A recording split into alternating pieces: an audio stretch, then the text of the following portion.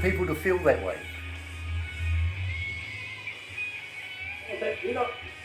Deliberate is not really, that's not us at any step, really. We're just really kind of in the moment, and all those influences and things are there strongly, and they inevitably come out, but we don't ever say, let's make this sound this kind of way or whatever. We just kind of, it just happened. Yeah. So what we'll do is we'll go straight back to the desk and we'll clarify that.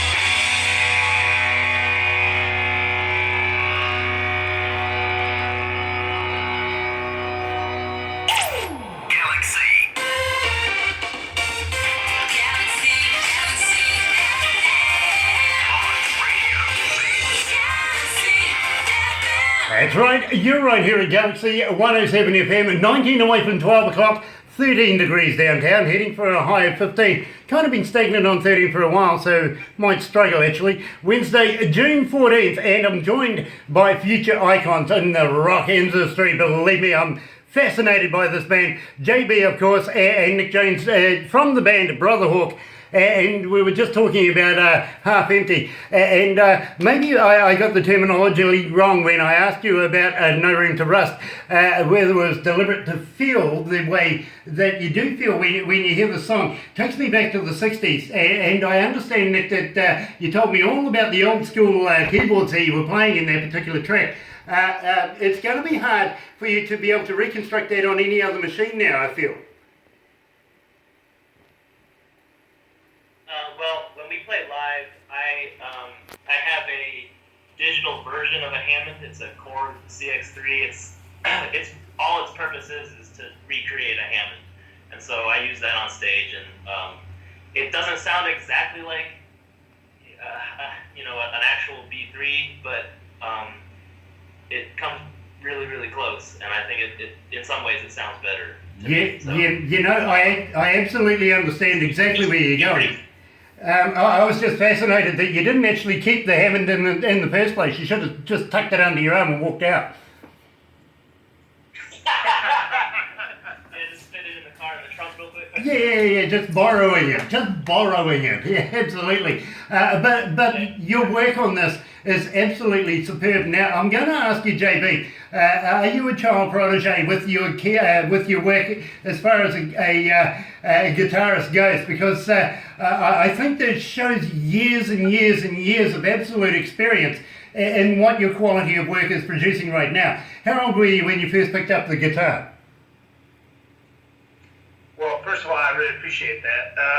But I was 9 when I first got a guitar. I actually saw Stevie Ray Vaughan on Austin City Limits, and it blew my mind in a huge way, and just immediately started begging for a guitar.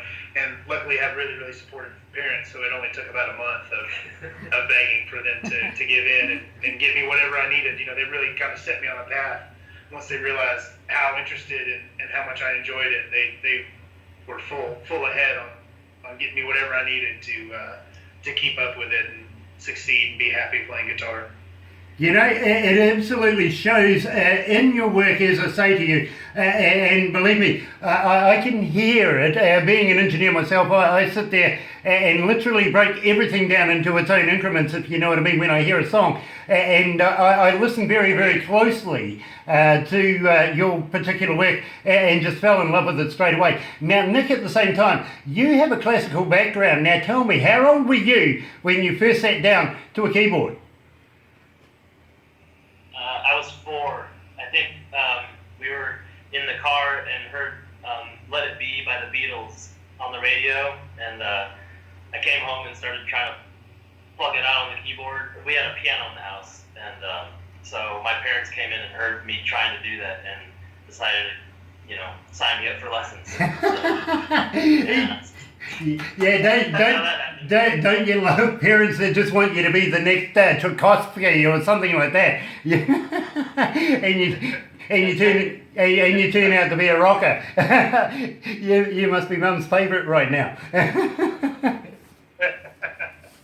Anyway, I also want to talk to you guys about your websites and everything like this, because I've been getting quite a few messages saying, Grant, isn't it about time we know how to be able to get hold of these young men and be able to download music? Now, I do recommend, folks, that you download the music, you buy it. Come on, don't be cheap. It's not easy being an artist. So and buy the merchandise. Get in there, get the t-shirts, everything that's going. Go and get out your credit cards. Go on, don't be shy.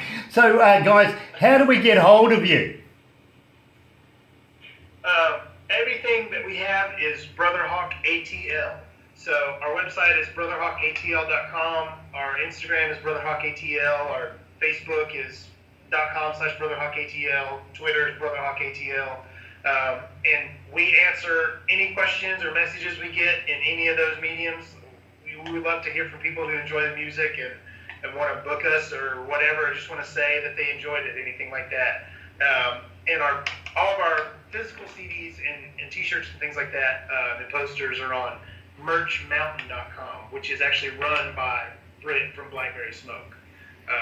That's his kind of little, he's got like a merch store that he runs. A couple of us and a couple of the bands from Atlanta, like Biters and stuff, and Blackberry Smoke's merch all come out of that same place. So that's where you can go to buy t-shirts and CDs and stuff. And but all our stuff's on iTunes and Spotify and all that. So just as long as people are listening, we're good. It is a pleasure to be able to get that out to our listeners, because I know you're just going to be hounded now by people from all around the world that listen to Galaxy 107 FM. You're going to be rich. I know it. I can feel it. Anyway, while I've got you on the merchandise thing, what I would like to know is there a chance maybe you can get hold of Barbara at some stage and send me some of your merchandise that we could give away to our listeners here as a competition? Keep your name rolling here at Galaxy 107 FM, maybe even get you guys to do some stingers or promos, if you call them that.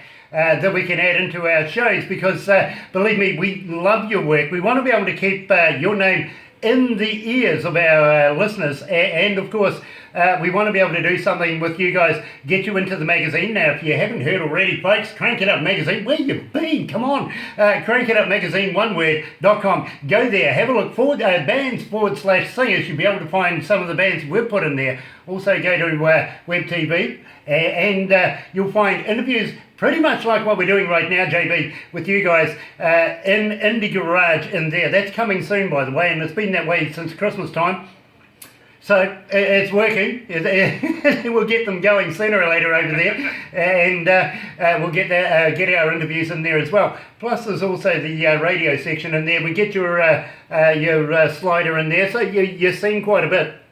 And at the same time, while you're in Crank It Up Magazine, we may even be able to get you in the running to be able to come here to New Zealand, because John Rain wants to be able to put shows together and bring them here. Also, we have a friend who's associated with the BCCMA Awards as well. He wants to be able to do shows, and we may be able to handshake you with them, if not some other managers that we have in mind as well, that also want to tour around the world, and we think that you guys would fit very, very well with doing so, which culminates with you getting you guys down here, down under, and showing you a bit of New Zealand. And believe me, I think you would absolutely love our country. I really do. I'm not sure. Have you ever tried wild foods before? And I'm not talking pork or deer or anything like that. I'm talking things like hoo-hoo grubs.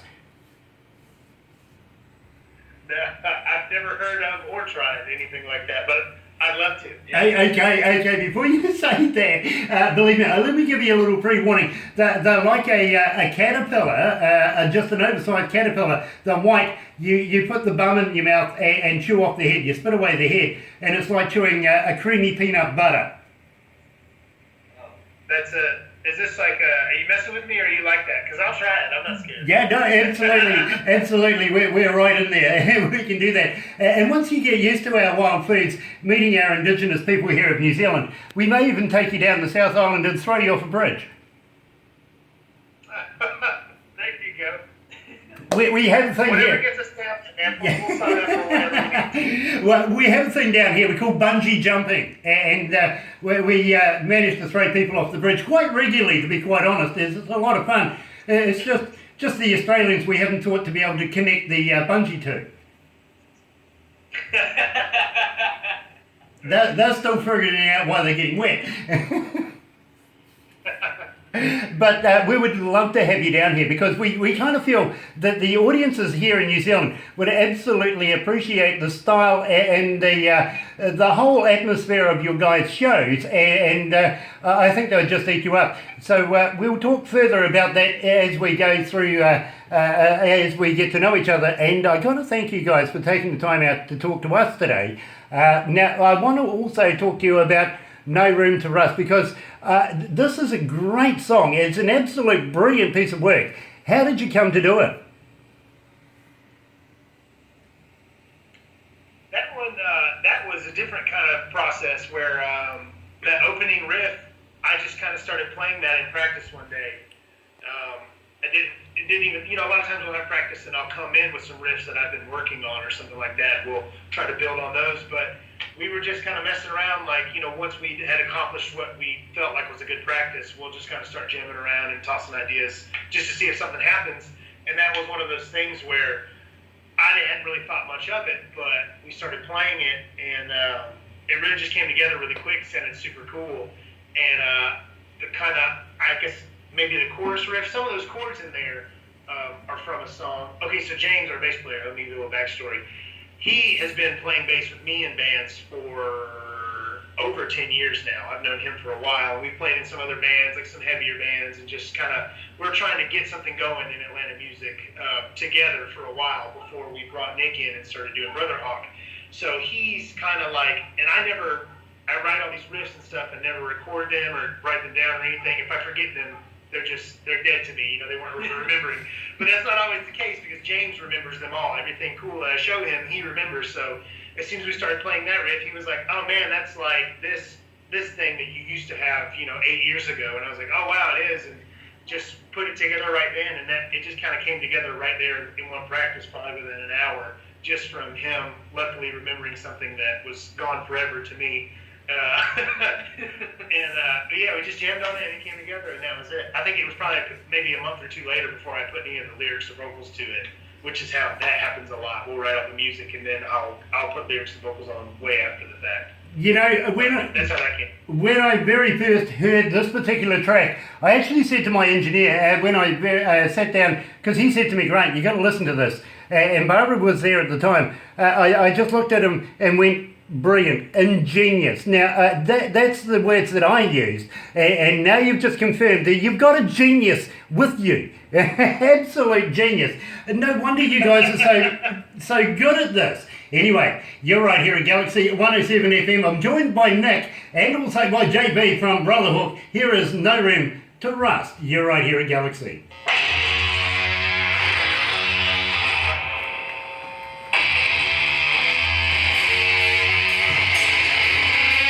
Brilliant. Just damn brilliant. Sorry guys, I really appreciate good bloody work, and this is awesome. I really do. Okay, thank you. Appreciate you. I'm really glad you like it. We've added you to a number of shows that we have here because, believe me, I think we'd be hung, drawn and quartered if we didn't, to be honest. We get... ever since we started playing your stuff, we've had so many emails, so many fans have been asking, more information about you. I have negated to ask you so far, Nick, about your marital status. I know there's one particular lady in Brisbane that's going to be asking me, all about it. See you later. Have a good one. Sorry about that, just a change of shift. And so I will probably ask you that. Also, I'm going to ask it of you too, JB, just to clear the air, you know what I mean. I'm sure she wants to know about both of you. And I've got to ask you, Nick, about your hairstyle as well. How come you went with the blonde at the front? Is it theatrical? Is it for the band itself, or is it part of your own personalities to do weird and wonderful things like that? Because I used to do exactly the same things.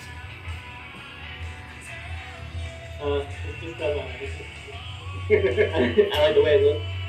Great. I did it one time, like 5 years ago, and I just never stopped doing it. So. Cool. Sometimes I'll throw some color.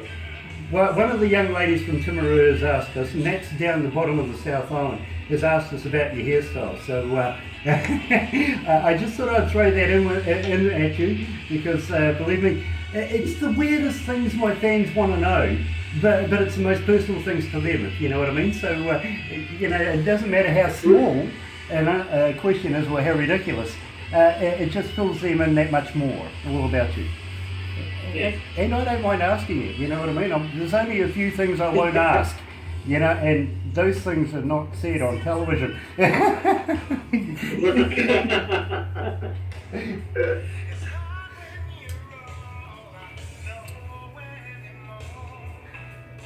Damn, JB, you got a damn good voice. Thank you, man. I really appreciate that. No, you do. You really do. I love listening to this work that you were saying. You put a lot into it. It means a lot to you. Well, it's got somebody like me in your corner listening to it all the time now. So believe me, even if you've turned one person around in the world, even if it's a hairy old bugger like myself, well done. Yeah, absolutely. We'll take all comers. Anybody who wants to be a fan, we love to have it. Nice. I'm not sure about coming, but I'll be a fan.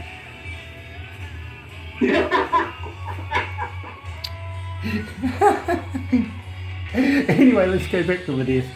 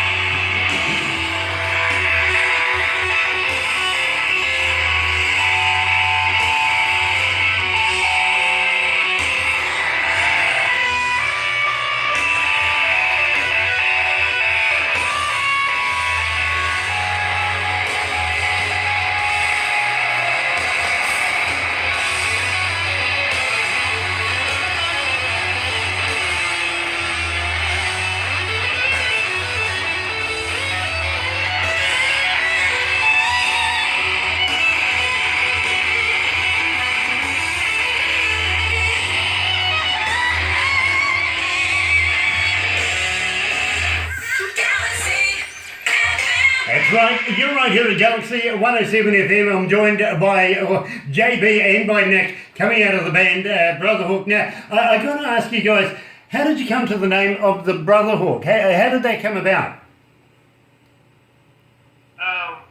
That came from me. That's actually something that my parents say. My dad is Native American, and whenever they would see, especially a hawk, but just thinking any animal, they would be brother this or sister that. And Brother Hawk was just always the one that stuck out to my ears and sounded really cool. And I decided that I wanted to be in a band named Brother Hawk before we started Brother Hawk. So it just, I had that one waiting in the wings, because band names are really difficult and it's hard to pick one that's not stupid. I've been in bands where I thought, we have such a stupid name. But, I can relate to that. I really can. Now, I've got to ask, and I've really got to ask this, JB, what Indian nation is your father from? I actually don't know, because he's adopted. Oh, okay. I don't actually know exactly what nation or tribe he's from. Well, just that he is. I can actually relate to your father a lot better than maybe I expected to be very honest. I was born in Phoenix, Arizona, to an American Indian father. He was a Sioux, and to a Scottish mother, which is a really strange mix. I'll go to the pub with you, but I won't buy any drinks, and I'll probably I'll probably take your hairstyle afterwards, you know. But I was born here to New Zealand and left here because my father was taken to the Vietnam War at the time, and he thought this was the safest country in the world to leave his kids. So, yeah, thanks, Dad. Nice, you know. But I'm very fascinated about the Native American heritages and particular tribes, everything like that, their beliefs and everything like that. And I can feel that there's a little bit of that in your music. Would you disagree with me? I'd say so for sure, and even especially in our kind of aesthetic as a band, because my best friend, his name's John Henry Gloin. He is a Cherokee Indian, and he does all of our artwork. He designs all of our T-shirts. He does all of our album covers, everything like that. And he pulls a lot from not just traditional Cherokee, but just kind of like native imagery and things like that to use for like our band. You know, like our logo is a medicine wheel with crossed feathers. You know, so that's just right there immediately. It's more Native American imagery and things like that. So. Yeah, no, I'd say it plays a big part. When Barbara first mentioned to me about Brother Hawk the band and the label and everything that you guys had wound up with, before I actually saw a photo of you guys, I kind of expected you guys all to be Native Americans. I must admit that. You know, I was thinking, now this is going to be interesting. And then when I saw the photos of white guys, we're going, hey.